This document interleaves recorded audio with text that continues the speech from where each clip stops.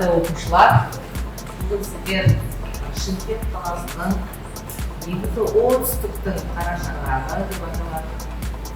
Өйткені 1937 жылы біздің университет құрылған, 2000 мұғалімдер институт болған.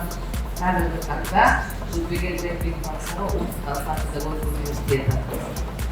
Ең бірінші 10 жылдан университет бізбіз. Тарихымыз 90 жыл.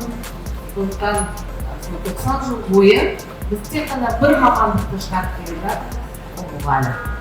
Сондықтан біздің университетті мұғалімдер шебер қаласы деп аталады.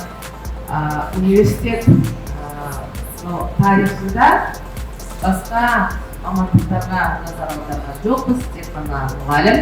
Сондықтан қазіргі таңда негізі тренд болған мұғалім мамандығы.